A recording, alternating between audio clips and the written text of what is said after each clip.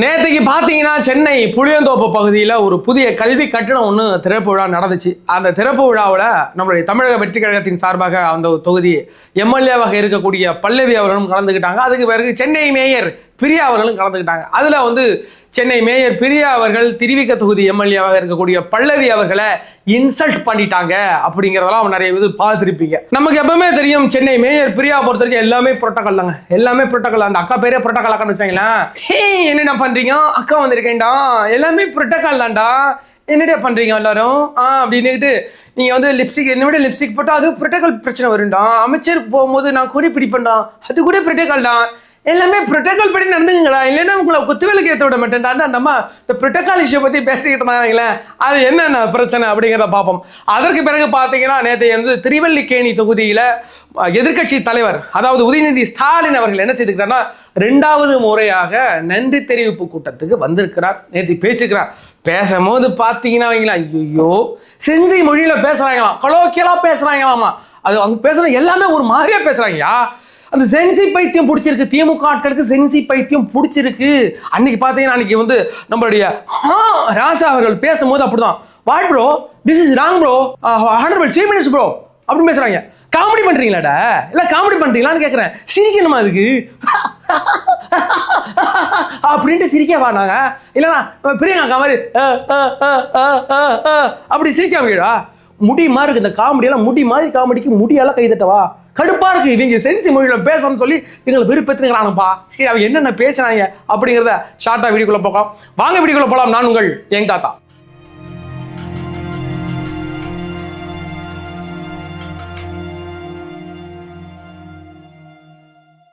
நம்மளோட வீடியோக்களை பாருங்க, நம்ம சேனலை சப்ஸ்கிரைப் பண்ணி வச்சிருங்க, லைக் பண்ணுங்க, ஷேர் பண்ணுங்க, உங்களோட மேன்மையான கருத்துக்களை கமெண்ட் செக்ஷன்ல பதிவிடுங்க. சரி, அதற்கு முன்னாடி நம்மளுடைய சப்ஸ்கிரைபரும் டிவிகேவுடைய சப்போர்ட்டருமான மதுரையை சார்ந்த மனோஜ் அப்படின்ற ஒரு இளைஞர் எக்ஸ் வலைதளங்கள், ரெடிட் வலைதளங்கள்லாம் இருக்குல்ல, அதற்கு ஆல்டர்னேட்டிவா மியூஸ் அப்படின்ற ஒரு வலைதளங்களை ஒன்று தொடங்கி இருக்கிறார். இங்க எப்படி டிவிகே, டிஎம்கே, பிஜேபின்ற 2 பெரிய பிம்பங்களை அடிச்சு தம்சம் பண்ணுச்சு, அதே மாதிரி அங்க நம்மளுடைய மியூஸ் அப்படின்ற ஒரு அப்ளிகேஷனை பார்த்து இந்த ரெடிட் எக்ஸ் வலைதளங்கள்லாம் பயந்துகிட்டு இருக்கு.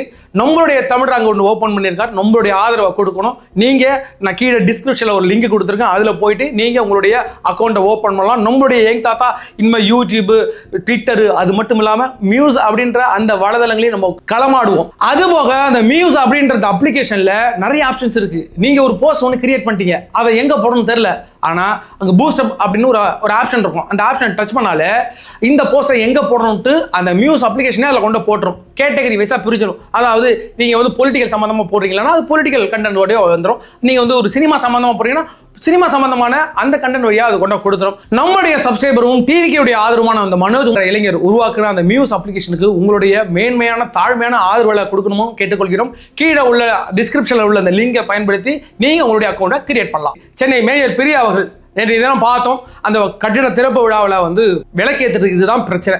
இதுதான் பிரச்சனை. அப்ப தமிழ்நாட்டில் இதுதான் பிரச்சனையான்னு கேட்குறேன். அதாவது ஒரு புதிய கல்வி கட்டிட திறப்பு விழா, சரி அசப்பா புரோட்டோகால் படி பார்ப்போம். அந்த அம்மா புரோட்டோகால்னு புரோட்டா சாப்பிட பண்ணாரா, இந்த புரோட்டோகால் படி சொல்லுங்க வச்சுங்களேன்.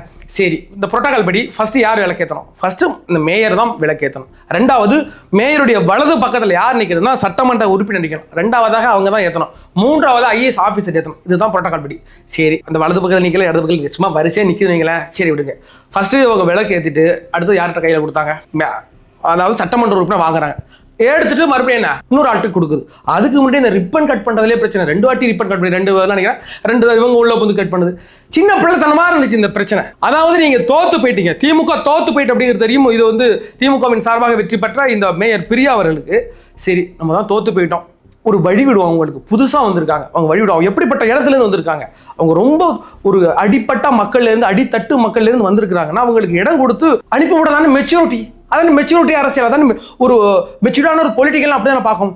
இந்தமா அப்போ அதுகிட்ட கொடுக்கக்கூடாது, அங்கே போயிட்டு இது புரோட்டோகால் இப்படி தாங்க நடந்துக்கிட்டேன்னு அவங்கள்ட்ட வம்பளக்கிறதே பார்த்தா ஒரு அநாகரிகமாக இருந்துச்சு. இது தேவையே இல்லாத விஷயம், தமிழ்நாட்டுக்கே தேவையில்லாத விஷயம். கட்டடம் கட்டியாச்சு, அதுதான் தேவை. பிள்ளைங்க படிக்க போகுது, அது தேவை. விளக்கேற்றதுனாமையா பிரச்சனை. அதுவும் நம்ம இந்த இடத்துல அந்த திரிகாவோட எம்எல்ஏவாக இருக்கக்கூடிய நம்ம பல்லவியே நம்ம எந்த குறையுமே சொல்ல முடியாது. அவங்க போய் 7 நின்னாங்க, அவங்களுக்கு கூப்பிட்டாங்க. அந்த மாதிரி சொல்லுது 8:45 போயிட்டாங்க. அவங்க 9 மணிக்கு வந்தாங்க, 1/4 மணி நேரம் லேட்டாக வந்துக்கிறாங்க. இது எப்படி அக்செப்டபுளாக இருக்கும்? அவங்க வந்ததே லேட்டுங்க அப்படின்ட்டு அந்த அம்மா கதை 1/4 மணி நேரம் லேட்டாக வந்தாங்களாம். அது அம்மா சொல்லுது, யார் உண்மையாக இருக்கணும் நமக்கு எப்படி தெரியும்? ஆனாலும் இந்த இடத்துல நான் அவங்களை இன்சல்ட் பண்ணுவேன் அப்படின்ற அந்த மனநிலை இருக்குல்ல, அந்த மனநிலையை பிரேக் பண்ணணுயா. இது எல்லா திமுகவில் உள்ள எல்லா ஆட்கள்கிட்டையுமே இந்த மனநிலை இருக்கு. இந்த மனநிலையை ஃபர்ஸ்ட் பிரேக் பண்ணணும். அஸ் அ புரோட்டோகால் படி நான் நடந்துக்கிட்டேன்னு சொன்ன நீங்க அஸ் அ புரோட்டோகால் படி நீங்க கூட பிடிச்சிங்களா? யாருக்கு? அமைச்சர் சேகர் பாபுக்கு கூட பிடிச்சிங்களா? எனக்கு இன்னும் அந்த ஞாபகத்திலே இருக்கு.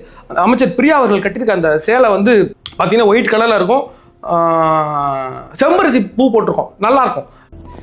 என்ன இது பார்த்தீங்களா? ஐ மீன் அந்த ட்ரெஸ் நல்லா இருக்கும் அவங்களுக்கு வச்சுக்கலாம். அந்த கொடி கொடா பிடிச்சிக்கிட்டு இருப்பாங்க. கொடை பிடிக்கிறது வந்து உங்களுக்கு சிரிக்காதீங்க எடிட்டர் சார். இவங்க எடிட்டருக்கு வந்து அவங்க வந்து க்ரஷ், இன்னைக்கு நேற்று க்ரஷ் இல்லை, அன்னிலேருந்து அவங்களுக்கு க்ரஷ். எப்போ பார்த்தாலும் செல்லில் வால் வெப்பெல்லாம் வச்சிருந்தாப்பா, இப்போ உட்காந்து சிரிச்சு நிற்கிறாப்பெல்லாம் வச்சுக்கலாம். அப்படியாக அவங்க நடந்துக்கிட்ட விதங்கள் இருக்குல்ல. அமைச்சர் வண்டியில் ஃபுட்பால் அடிக்குது. காலேஜ் பசங்களா நீங்கள்?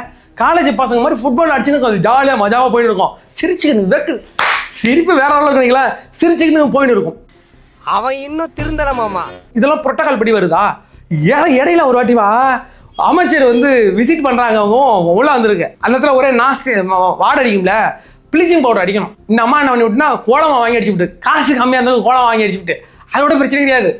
ஒரு நிறுவர் கேட்குறாரு, என்னங்க ப்ளீச்சிங் பவுடர்னு கோலமா அடிச்சு வச்சிருக்கீங்க, வாசமே வரலங்க. வாசம் வரணுமா? பால்ஸ் பவுடர் வாங்கி அடிக்க வாசம் விட்டு போயிட்டு வேற லெவலில் தக்கலை பண்ணிங்களா? இதே மாதிரியான தக்கலை பார்க்கலாம். போட்டு பொழந்துருக்கணுமா இல்லையா? அப்போ எவ்வளவு ஒரு இர்ரெஸ்பான்சிபிளான இது வந்து சேர்ந்திருக்க ஆள். அப்படி யார் சேர்ந்திருக்கிறா? சேகர் பாபு எவ்வளோ இருந்ததுல அந்தனால கொஞ்சம் விடுச்சு. ஏற்கனவே சென்னை மாநகராட்சியில 400 கோடி ரூபாய் ஊழல் நடந்திருக்கு. எப்படி நடந்துச்சு 400 கோடி ஊழல்?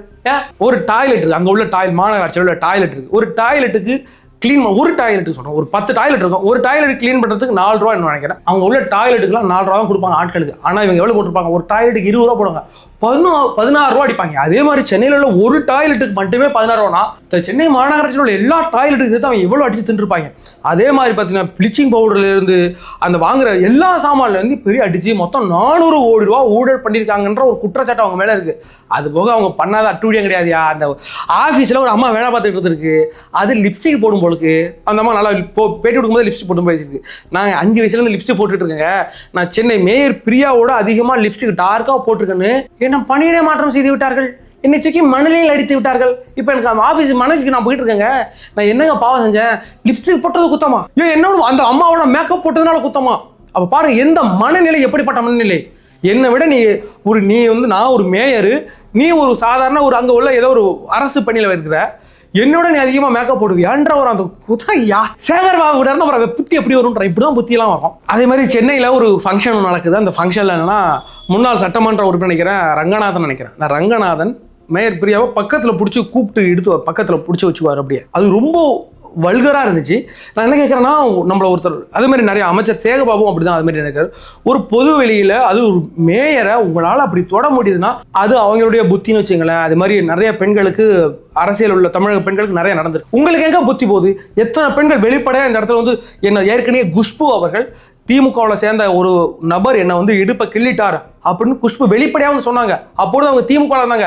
அதனால தான் திமுகவுக்கு இடுப்பு கள்ளி திமுகன்னு பேரை வச்சாங்கன்னு வச்சுங்களா. இடுப்பு கள்ளி திமுக எவ்வளோ திமுக ட்ரெண்டாக இருக்கு, இடுப்பு கள்ளி திமுக மாதிரி கிடையாது. அப்படி பேருக்கு ஓப்பனாக வந்து சொன்னாங்க. உங்களுக்கு ஏன் சொல்ல முடியல? உங்களை மிஸ்பிஹேவ் பண்ணுறாங்கன்னா ஓப்பனாக வெளில வந்து சொல்றது உங்களுக்கு ஏன் பயம்? அது போக இந்த மழைநீர் வடிகால், அந்த மழைநீர் வடிகால் இருக்குல்ல, அந்த வடிகாலில் ஒரு 4000 லட்சம் கூட ஒதுக்கியிருந்தாங்க. அதில் பெரிய அளவுக்கு என்ன அடிச்சு தின்ட்டு விட்டான்னு வச்சுங்களேன். அதற்கு பிறகு அதுலேருந்து ஒரு பெரும்பகுதி யாருக்கு போணுச்சுன்னா இந்த மேயர் பிரியாவுக்கு போணுச்சு. அதுலேருந்து பெரிய ஊழல் பண்ணு. இந்த மேயர் பிரியா அவர்கள் முதல்ல பதவி ஏற்கும் போது ஒரு தலித் சமூகத்தை பெண், ஒரு 28 வயசுலேயே அவங்க வந்து மேயர் ஆயிருக்காங்கன்னு எல்லாமே வந்து பாராட்டினது உண்மைதான். ஆனால் அதுக்கு பிறகு அவங்களுடைய நடவடிக்கை எப்படி இருந்துச்சுன்னா, நான் எப்படி பணத்தை அடிக்கிறது, நான் எப்படி பணத்தை இதுலேருந்து எப்படி நான் பணத்தை சுருட்டுறது மட்டும் அவங்களுடைய இருந்துச்சு. அது போக இது எந்த அளவுக்கு முடிஞ்சுன்னா சேகர் பாபுவை வச்சு மூவ் பண்ணி நான் ஒரு எம்எல்ஏ சீட்டு ஒன்று வாங்கணும் அப்படின்னு பெரிய அளவில் பேசப்பட்டாங்க. இதோட ஆட்டிடியூட் அதிகமாக இருக்குது, திமுகவில் இவங்களோட இன்ஃப்ளூயன்ஸ் அதிகமாக இருக்குங்கிறத உணர்ந்துகிட்ட தலைமை என்ன பண்ணுச்சுன்னா அவங்களுக்கு கொடுக்கக்கூடாது. இது யாருன்னா உதயநிதி ஸ்டாலின் தரப்புலேருந்து அழுத்தம் கொடுத்தாங்க கடைசியில் கொடுக்கக்கூடாது அப்படின்ட்டு. அதனால இல்லைனா அது நேரம் எலெக்ஷன் இன்னும் தோத்து போயிருக்கும். மேயரையும் இதையும் ராஜினாமா பண்ணிட்டு அது நாசமாக போயிருன்னு வச்சுக்கலாம். அப்படியே இதே மாதிரினா புல்லுருவிகளை அடிச்சு நொறுக்கி தள்ளி விட்டணுங்கிறேன். இதுக்கு ஆனால் எலெக்ஷன் இருக்குல்ல, மாநகராட்சி எலெக்ஷன், நகராட்சி எலெக்ஷன், உள்ளாட்சி எலெக்ஷன், தற்போ லோக்கல் பாடி எலெக்ஷன் வைக்க போகிறாங்க. அந்த லோக்கல் பாடி எலெக்ஷனில் இதே மாதிரியான புல்களை தூக்கி வீசணும். இப்போ பார்த்தீங்கன்னா கொஞ்சம் நாளைக்கு முன்னாடி வந்து 2 நாளைக்கு முன்னாடி சிடிஆர் நிர்மல்குமார் ஒரு ஒரு பேச்சு பேசிக்கிட்டு இருக்கிறார்.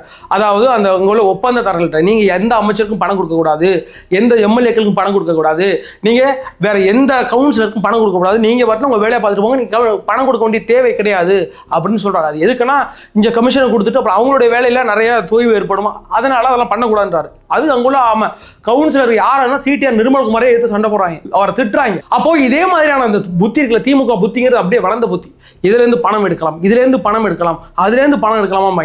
இன்னைக்கு நம்ம ஒரு கிடா வெட்டி சாப்பிட்றோம், ஒரு கிடா வெட்டுறோம்னு வச்சுக்கலாம். கிடா வெட்டி சாப்பிட்டுட்டு மேக்ஸிமம் எல்லா பார்ட்ஸுமே நான் சாப்பிட்றோம். அதாவது கொம்பு காலில் உள்ள கொழும்பு தவிர பாக்கி எல்லாத்தையும் நம்ம சாப்பிட்டுங்களேன். ஆனால் திமுக அந்த கொம்போட விட மாட்டான். அந்த கொம்பை வெட்டி வறுத்து சாப்பிடலாமான்னு யோசிக்கிற அளவுக்கு அவன் புத்தி இருக்கணும். அப்படியாக உள்ள இந்த நபர்களை, இந்த புல்லூர்களை வர லோக்கல் பாடி எலெக்ஷனில் தூக்கி வீசிடுவோம், அவ்வளோதான். நேற்றைய தினம் திருவல்லிக்கேணி தொகுதியில் நம்மளுடைய எதிர்க்கட்சி தலைவராக இருக்கக்கூடிய உதயநிதி ஸ்டாலின் நன்றி சொல்ல வரேன். மறுபடியும் உங்களுக்கு நன்றி சொன்னியா? உங்களுக்கு ஒரு வாட்டி நன்றி சொன்னால் பார்த்தா உங்களுக்கு 2 வாட்டி நன்றி சொன்ன இருக்கிறார். நீ ஏற்கனவே திருவல்லிக்கேணியில் நன்றி சொல்லிட்டு போயாச்சு. இப்போ மறுபடியும் நான் ஒரு மேடை போட்டு நன்றி சொல்ல போறேன்னு சொல்வதுக்கு என்ன காரணம்? நம்மளுடைய முதலமைச்சர் விஜய் அவர்கள் ஏற்கனவே திருச்சி தொகுதியில் நன்றி சொல்லிட்டு போயிட்டாரு. அந்த செட்டப் சூப்பராக இருந்துச்சு. இப்போ அதே மாதிரி சொல்கிறேன் பாரா, மறுபடியும் போடா திருவல்லிக்கேணிக்கு அங்கே ஒரு மேடையை போறா பேசுறான்னு பேசுறாப்ல. அப்போ பேசும்போதே பேசுறாவில், அதாவது அது பேசுறதெல்லாம் பார்த்தா நம்மளுடைய தலைவர் என்ன பேசினாரோ அதுக்கு அப்படியே மாடுரேஷனை மாற்றி பேசியாவது. அதாவது தலைவர் விஜய் அவர்கள் சொல்லியிருந்தார், அதாவது என்றைக்குமே சரி திருச்சி எனக்கு செல்லப்பிள்ளை மாதிரி அப்படின்னு சொல்லியிருந்தார்ல, எனக்கு இதயம் மாதிரி எனக்கு சின்ன பிள்ளை மாதிரி சொல்லியிருந்தால. இப்போ இவர் என்ன சொல்றாருன்னா, இல்லை நான் சேப்பாக்கத்தோட செல்லப்பிள்ளை, என்ன நீங்கள் எல்லாம் சேப்பாக்கத்தோட செல்லப்பிள்ளைன்னு சொல்றீங்க அப்படின்னு மாத்திட்டாரு. இந்த இங்கிலீஷில் ஆக்டிவ் வாய்ஸ் ஃபேசி வாய்ஸ்ன்னு படிச்சிருப்பீங்க 10th. இதுதான் இப்படி மாற்றி மாற்றி போடுறது. அதுக்கு பேர் பார்த்தீங்கன்னா இந்த சேப்பாக்கம் தொகுதி மக்களையும் என்னையும் பிரிக்கவே முடியாது. எனக்கு ஒன்றுனா அவங்களும், அவங்களுக்கு ஒன்றுனா நானும், நான் எப்பயுமே ஒன்றுக்குள்ளே ஒன்றா இருப்போம் அப்படின்றாப்புல. இதையும் நீங்கள் பார்த்துருப்பீங்க. அவர் விஜய் அவர்கள் மொத்தம் சொன்னார்ல, இந்த மக்களுக்கு ஒன்றுனா நான் வருத்தப்படும், எனக்கு ஒன்றுனா மக்கள் அழுவாங்கன்னு சொன்னால அதை அப்படியே மாற்றி மாற்றி பேசுகிறாராமா. அதுக்கு பிறகு தான் அப்போ தான் பாயிண்ட்டுக்கே வந்திருக்கிறாங்க. அவன் என்ன சொல்கிறாங்கன்னா, இத்தனை நாள் களத்தில் யார் எதிரின்னு தெரியாமல் தவறான எதிரி கூட சண்டை போட்டுக்கிட்டு இருக்கோம், ஆனால் உண்மையான எதிரி யாருன்னு தெரியாமல் போயிட்டு பார்த்தீங்களா, அது எல்லாரும் வீட்லேயும் போயிட்டு நீங்கள் ஓட்டு கேட்டுட்டு வந்தீங்களே, உங்கள் வீட்டில் ஓட்டு கேட்க நீங்கள் மறந்துட்டீங்களே அப்படின்னு ஒப்பாறு வச்சு எடுத்துருக்காங்கப்பா. எனக்கு தெரிஞ்சு சாவு வீட்டில் அழுவானுங்க. 16ஆம் நாள் கருமாதி முடிஞ்சதுக்கு பிறகு அழுவை நிப்பாட்டிட்டு பொண்ணு படையல் 8 கருமாதி அடுத்த நாள் காலையில் படத்திருப்பா வச்சுட்டு அதுக்கு 2ஆம் நாள் கறியாக்கி தின்னுட்டு முடிச்சுட்டு வாங்க அழுது. இவங்க 1 மாதம் ஆகுது, 30 நாள் படையலுக்கு ஊற்ற அழுதுருக்காங்க. பிறகு ஒப்பாறு வச்சு 10 பேர் ஜென்சிக்கிட்டு லாங்குவேஜில் பேசுறது. இவங்க பேசுகிற லாங்குவேஜ்லாம் கேட்டால் காதுலேருந்து ரத்தம் வடியுது. அவ்வளோ அளவு நம்மளோட மிங்கிளாகிறாங்களாம், அப்படி பேசிட்டு இருக்காங்க. அது பார்த்து ஒரு வாட்டி கேட்குறாரு, தலைவர் விஜயை பார்த்து கேட்குறாரு, அதாவது நீங்கள் முதலமைச்சர் ஆகிருக்கீங்க, நீங்கள் எப்படி கவர்ச்சியில் முதலமைச்சர் ஆகணும், உங்களுக்கு கோவம் வருது, நீங்கள் கவர்ச்சியில் தானே முதலமைச்சர் ஆகிருக்கீங்க, நீங்கள் நம்ம கலைஞர் மாதிரி ஹிந்தி எதிர்ப்பு போராட்டத்தில் ஜெயிலில் இருந்தீங்களா, இல்லை நம்ம எங்களுடைய தலைவர் மாதிரி முக ஸ்டாலின் மாதிரி நீங்கள் விசா சட்டத்தில் உள்ளே இருந்தீங்களா, இப்படியா ஜெயிச்சிங்க அப்படின்றாப்புல, இப்படியா நீங்கள் அரசியலுக்கு வந்தீங்க? நானும் அதை தான் கேட்குறேன். அவங்களாம் அப்படி ஜெயிச்சு வந்தாங்க, நீங்கள் எப்படி ஜெயிச்சு வந்தீங்க? இப்போ நீங்கள் இப்போ எம்எல்ஏ ஆகிருக்கிறீங்கல்ல, இப்போ நீங்கள் எந்த பிரச்சனைக்காக ஒரு போராட்டத்தை கலந்துக்கிட்டு ஜெயிலுக்கு போய் அடி வாங்கி மிதி வாங்கி எம்எல்ஏ ஆனீங்க? இல்லை நீங்கள் எந்த பிரச்சனைக்காக எந்த மக்களுக்கு குரல் கொடுத்து ஜெயிலுக்கு போய் நீங்கள் அமைச்சர் ஆனீங்க? இல்லை நீங்கள் எந்த பிரச்சனைக்கு மக்களுக்காக போராடி போய் நீங்கள் துணை முதலமைச்சரானீங்க? நாங்கள் கேட்டால் நீங்கள் நாக்க புடுங்கிட்டு உத்தரத்தில் தூங்குற மாதிரி கேள்வி கேட்போம். புரியுதா? இன்னைக்கு தலைவர் விஜய் அவர்கள் இன்னைக்கு ஒரு பொலிட்டிக்கலுக்கு வந்திருக்கிறாரு, அரசியலுக்கு வந்திருக்கிறாருன்னா அவர் இத்தனை வருஷமா மக்களுக்கு செஞ்ச நல்லதுன்னு இருக்குல்ல, அதை நீங்கள் மூடி மறைக்கலாம்யா? மக்களுக்கு தெரியா? ஒரு ஸ்டாண்ட் எடுத்து நான் இந்த அரசியலுக்கு வரேன், என்ன வாழ வச்ச மக்களுக்காக நான் வாழ வைக்க வரேன்னு வாழ வச்சிருக்காப்புல. நீங்கள் வாழடி வாழையா வெட்ட வெட்ட வளையாத வாழை மரங்கடா, வாழடி வாழையா வர ஆழமரண்டான்னு இன்னும் உட்காந்து இந்த ஜென்சி மொழியில் பேசுறேன்னு ஏதோ போட்டு ஊட்டிக்கிட்டு இருக்கீங்களா, இது எதுவுமே மக்களுக்கு செல்லுபடியாகாது. அதற்கு பிறகு பார்த்தீங்கன்னா நம்ம ஏற்கனவே சொல்லியிருந்தோம், ஒரு எம்பி தொகுதி நமக்கு கிடைக்க இருக்கிறது. மயிலம் தொகுதி எம்எல்ஏ ஆக இருந்த சி வி சண்முகம் அவர்கள் ராஜினாமா செஞ்சதுனால அதுக்கு ஒரு இடைத்தேர்தல் வரும்போது வர 18ஆம் தேதி அதில் தாவேகாவின் சார்பாக ஒரு ஆளை போடுங்க, போட்டால் ஒரு 2 வருஷம் ஒரு எம்பி அந்த எம்பியில் நம்ம இருக்கலாம், அங்கே கற்றுக்கிட்டு நமக்கு ஒரு வாய்ப்பு கிடைச்சிருக்கு அப்படின்னும். பட் அப்போ இது என்னன்னா தற்போது பிரவீன் சக்கரவர்த்திட்ட கொடுத்துருக்காங்க அப்படிங்கிறது தெரியுது. அதாவது காங்கிரஸுக்கு தாரை வார்க்கப்பட்டிருக்கிறது, அதாவது தமிழக வெற்றி கழகத்துக்கு கிடைக்க வேண்டிய ஒரு எம்பி தொகுதி, ஒரு ராஜ்யசபா எம்பி. அது ஒன்றும் பெருசாக இல்லை, இன்னும் 2 வருஷம் தான் இருக்குங்களேன். இது என்ன முறையில் அவர்கள் வாங்கியிருப்பாங்க? அது ஒரு டிமாண்ட் தான், நான் உங்களுக்கு ஆதரவு தரேன், நீங்கள் எங்களுக்கு இந்த ராஜ்யசபா எம்பி எங்களுக்கு கொடுக்கணும் அப்படிங்கிற மாதிரி தான் தற்போது பேசப்பட்டிருக்கலாம். அதன்படி தற்போது கொடுத்துருக்குறாங்க. எனக்கு என்னமோ நம்ம பிள்ளைய ஒரு பிள்ளை அங்கே போயிருந்துச்சுன்னா சந்தோஷமாக இருக்கும். அங்கே ஒரு டிமாண்ட் இருக்குது. அதுதான், ஒரு கூட்டணி கட்சி இருந்துச்சுன்னா, அந்த கூட்டணி ஆட்சி நடந்துச்சுன்னா இது மாதிரியான பேரங்கள் அவங்க நம்ம மேலே புஷ் பண்ணிக்கிட்டே இருப்பாங்க.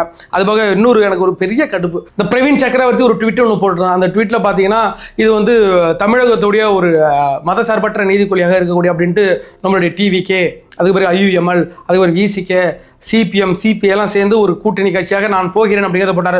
உடனே CPMலேருந்து ஒரே பிரச்சனை பண்ணி விட்டாங்க. இது வந்து அதிக பிரச்சனை தரமாக நீங்கள் பேசியிருக்கீங்க, நாங்கள் வந்து திமுக கூட்டணியில் தாங்க இருக்கிறோம், CPI நாங்கள் வந்து திமுக கூட்டணியில் இருக்கிறோம், நாங்கள் வெளில நான் இருக்கிறோம், நீங்கள் எப்படி போட்டுக்கிறீங்க அப்படின்னு சண்டையாக பார்த்தாங்க. CPI உடைய மனநிலை இதுதான். இன்னைக்கு வந்து ஒரு கண்டனம் தெரிவிச்சிருக்காரு. நான் ஒரு கூட்டணியில் இருக்கிறேன்னு சொன்னது வந்து நாங்கள் ஏற்புடையதில்லை, இது எங்களுடைய வார்த்தை மீறி போட்டிருக்குன்னு சொன்னா முடிஞ்சு போச்சு. இதுக்குன்னு ஒரு தனியாக பிரஸ் மீட் வச்சு இது அதிக பிரசங்கித்தனம் அப்படின்றீங்க. இன்னும் 6 மாதத்துல எலெக்ஷன் வரப்போகுது. அந்த எலெக்ஷன்ல நீங்க யாருக்கு சப்போர்ட் கொடுப்பீங்க? தாவேகாவுக்கு சப்போர்ட் கொடுப்பீங்களா, திமுகவுக்கு சப்போர்ட் கொடுப்பீங்களா? இப்போ என்ன சொன்னா நாங்க திமுக கூட்டணியில் தான் இருக்கிறோம், தாவேகாவுக்கு ஆதரவு மட்டும் தான் கொடுப்பேன்றாங்க. வரப்போற எலெக்ஷன் அப்போ தெரிஞ்சு விடும்ல. 6 மாதத்துல ஒரு 5 தொகுதிக்கு எலெக்ஷன் நடக்கும்போது, ரீஎலெக்ஷன் இடைத்தேர்தல், அப்போ நம்ம பார்த்துக்கலாம். அதுக்கு பிறகு பார்த்தீங்கன்னா இந்த கூட்டணியோட கட்சிகளோட தொல்லை அதிகரிச்சுக்கிட்டே இருக்கு. நம்ம சொன்னோம்ல, இன்னைக்கு இந்த காங்கிரஸ் கட்சிக்காரன் இல்லை என்னோட MP உள்ள அனுப்பணுன்றான். இன்னைக்கு பார்த்தீங்கன்னா நம்முடைய VCK உடைய தலைவராக இருக்கக்கூடிய திருமாவளவன் அயோக்கியத்தனத்தின் உச்சத்தின் ஒரு தலைவராக இருக்கக்கூடிய, இதுக்கு பேரெல்லாம் கட்சிக்கிட்ட வந்துட்டாரு, சப்போர்ட் கொடுத்துட்டாருன்னு முட்டெல்லாம் கொடுக்கிறது. இன்னைக்கு இல்லை என்னைக்குமே போட்டு வெளுக்கிறதாயா? அவங்க எல்லாம் உள்ள வந்து சேர்ந்துட்டா, தாவேகாவுக்கு ஆதரவு கொடுத்துட்டா நம்ம வந்து அவர்களுக்கு வந்து முட்டு கொடுக்கணும், அவர்கள் செய்த தவறெல்லாம் மன்னிச்சிடணும், மறந்துடணும், அப்படிலாம் கிடையாது. நீங்க என்ன சொல்றீங்க? இப்ப நிறைய பேர் சொல்றீங்க இது வந்து காங்கிரஸ் நம்ம கூட்டணி கட்சியில் வந்துட்டுங்க, நம்ம அதிகமாக விமர்சிக்க கூடாதுங்க, VCK நம்ம கூட்டணி வந்தோம் அவங்கள அதிகமாக திட்டக்கூடாதுங்க அப்படின்றீங்க. அவங்க செஞ்சதெல்லாம் மறக்க சொல்றீங்களா? ஏற்கனவே அவர்கள் விஜய் அவர்களுக்கு என்னென்ன மாதிரியான டார்ச்சர் கொடுத்தாங்க, எப்படிலாம் திட்டுறாங்க அப்படிங்கிறதெல்லாம் மறந்துட்டு அவங்களெல்லாம் ஏற்றுக்கணும். அப்படியே இப்போ நீங்கள்லாம் என்ன சொல்றீங்கன்னா, தப்பு செஞ்சவனா மன்னிச்ச சொல்றீங்க, பாதிக்கப்பட்டவனா மறந்து சொல்றீங்க. மன்னிக்க முடியாது, மறக்க முடியாது. மன்னிக்க மாட்டான், மறக்க மாட்டான். என்னென்ன தப்பு செஞ்சால் மண்டவே இருக்கும். இன்னைக்கு வந்து ஒரு பெண்ணை ஆயிஷா அலிஷான்னு நினைக்கிறேன், BJPயில் உள்ள ஒரு பெண்ணை வந்து ரொம்ப தப்பாக அசிங்கமாக பேசுறது முக்தார், திருச்சி சூர்யா 2 பேர் தப்பாக பேசியிருக்கிறாங்க. இதில் இப்போ திருச்சி சூர்யாவை கைது பண்ணியாச்சு. இப்போ இந்த முக்தார்னு ஒருத்தர் இருக்கான்ல, இந்த முக்தாரை கைது செய்ய விடாமல் தடுத்துக்கிட்டு இருக்கிறது இது வரைக்கும் யார் தெரியுமா? திருமாவளவனுக்கு ரொம்ப க்ளோஸ் ஃப்ரெண்டு. இதே இந்த முக்தார் எப்படிப்பட்ட அசிங்கமான வேலைகளை செஞ்சிருக்கிறாங்கிற ஒரு ஃபோட்டோ விடுறது. அந்த ஃபோட்டோலாம் நான் போட முடியாது, அவ்வளோ கேவலமான ஃபோட்டோ. நான் வாட்ஸ்அப் சேனலில் வேணால் அதை போட்டு விட்றேன். அவ்வளோ கேவலமான ஃபோட்டோ போட்டால் ஒரு ஆள் விஜய் அவர்கள் தினம் பொழுதும் அசிங்கமாக பேசிக்கிட்டு இருக்கிற ஒரு நபரை கைது செய்ய விடாமல் தடுத்து கொண்டிருப்பது யாருன்னு பார்த்தீங்கன்னா நம்மளுடைய திருமாவளவன் வந்து கட்ட பஞ்சாயத்திலே வாழ்ந்த ஆள். கட்ட பஞ்சாயத்தில் அவருக்கு நிறைய காசு வந்துச்சு, உண்மைதான். ஒரு வந்து அதெல்லாம் சொல்ல முடியாது, நிறைய விஷயங்கள் இருக்கிறாங்களா. அதுலேருந்து கட்ட பஞ்சாயத்து மூலம் காசு வந்தது. அந்த கட்ட பஞ்சாயத்தில் நடத்தி சக்ஸஸாக முடிச்சு கொடுத்தது யாருன்னா நம்மளுடைய அருண் IPS. அந்த அருண் IPSக்கு தான் நீங்கள் லஞ்ச ஒழிப்புத்துறை அவர்களுக்கு நீங்கள் வந்து ஒரு நல்ல பதவி கொடுக்கணும் இதே விஜய் அவர்களிடம் கோரிக்கை வச்சதும் இதே திருமாவளவன். இன்னைக்கு முக்தாரை கைது செய்யக்கூடாது தடுத்துக்கிட்டு இருக்கிறதும் இதே திருமாவளவன். இப்படிப்பட்ட கூட்டணி ஏதாச்சும் கேட்டுக்கிட்டே இருக்காங்க. அதுதான் கடுப்பாகுது. போட்டு பொழந்து இவங்கலாம். இதே திருமாவளவன் திமுகவுடைய ஆட்சியில் இருக்கும்போது அங்கே கூட்டணி கட்சியுடைய ஆளாக இருக்கும்போது என்னென்ன வார்த்தைகள்லாம் சொல்லி நம்மளை திட்டினார் அப்படிங்கிறது எதுவுமே மறக்கல. இன்னைக்கும் நம்ம கூட்டணியில் வந்துட்டு இதை பயன்படுத்தி நான் அதை சாதிச்சுக்கிறேன், எனக்கு தகுந்த ஆட்களுக்கெல்லாம் நான் வந்து ஃபேவராக பண்ணி கொடுப்பேங்கிறது அவர். ஒரு பெண்ணை ஒருத்தன் தவறாக பேசியிருக்கான அவன் கைது செய்யப்பட வேண்டும். அந்த இடத்துல முக்தார் அவர்கள் கைது செய்யப்படணும்னா இது தாவேகாவோட இந்த கட்சிக்கு இருக்கிற மிகப்பெரிய அழுக்காக மாறிடும்.